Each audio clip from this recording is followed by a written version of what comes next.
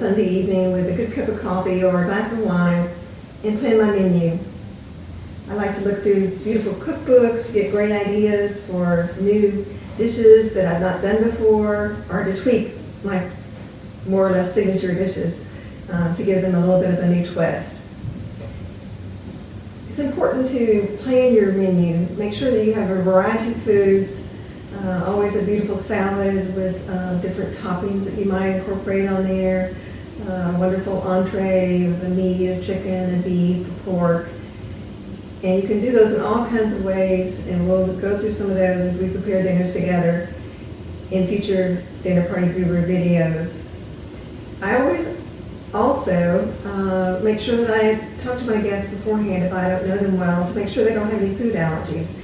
It's so easy nowadays to incorporate foods that help people that have those problems so that you don't have people blowing up like blowfish at your dinner parties. It's also important to plan ahead on grocery shopping. If I'm having a party on Saturday night, I usually always shop on Wednesday. I recently retired, but back when I worked, my husband and I would always go to dinner on Wednesday night, and after our supper we would go shopping for the dinner party for that weekend. So there's all kinds of ways that you can incorporate shopping, but be sure to do it early. Don't wait till the day before your party because it just makes it stressful and it's not necessary. So always shop early. The other thing that I love to do is to have a wonderful dessert. It doesn't have to be homemade, but if it can be homemade, that is always what I prefer to do. So many desserts that are delicious don't really take that much time. They just take forethought and making sure you have your ingredients. I love to make homemade ice cream, which is always a great hit for people. People very rarely make that anymore themselves, and when they have it in your home, they find it really special. So menu planning is a wonderful experience. It can be a lot of fun if you don't wait till the last minute. Just make sure that you prepare early and you know what you're going to serve. The other thing I do is I have a little book that I keep, and every time I have a dinner party, I put down who came, what we did, how was the evening, and also what I served. You certainly don't want to be serving roast chicken 4 times in a row to the same guest. So it's just a way to record what you've done, and also it's a great memory to look back on at the end of the year and see all the wonderful dinner parties you've hosted. So again, plan your menu ahead and it'll be a great success.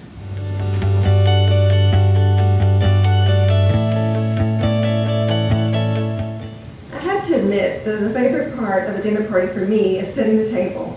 But I'm like a kid in a candy store. Every part is my favorite part. I always set my table the night before. Since I love it so much, I want to have plenty of time to pick out what I'm going to use and place it on the table, shift it around and do special things until it looks just like I want it to look. I have collected over the years a lot of dishes, again, that hoarder thing going on, but I love to mix and match dishes. I think it's sort of boring when you have all the same pattern.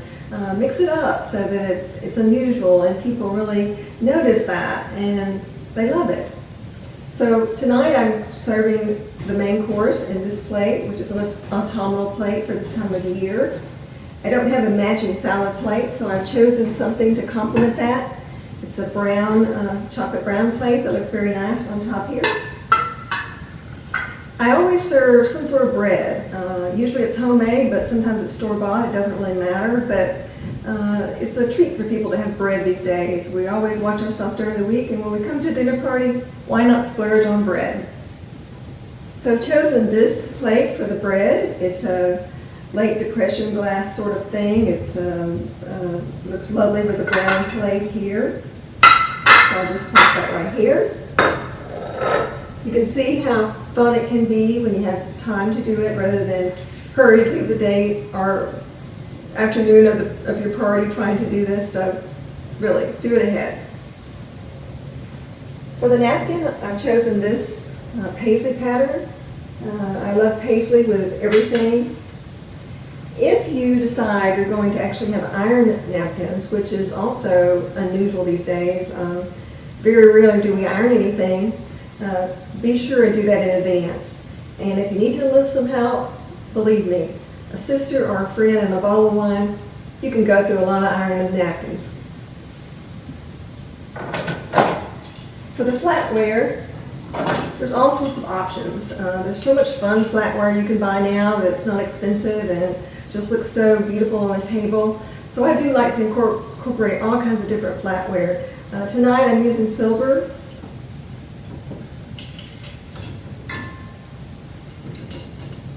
Don't forget your bread knife.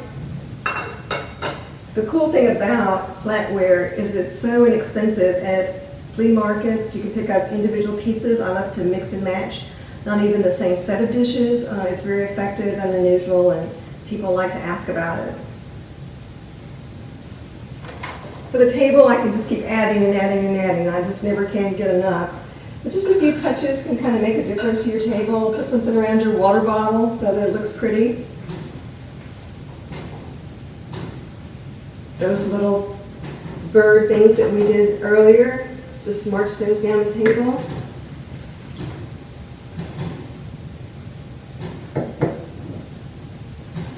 And don't, of course, forget your candles. Stemware is also something that's really great to collect individual pieces. So if you find a great glass and there's only one, don't hesitate to get it. Just put it there and it's perfect. So now my table's all set. I can play with it the next day if I want to a little bit, but I've done it ahead and I've enjoyed doing it. It's been a pleasure to do it and bring all the different things together. So the last thing, of course, is to light the candles.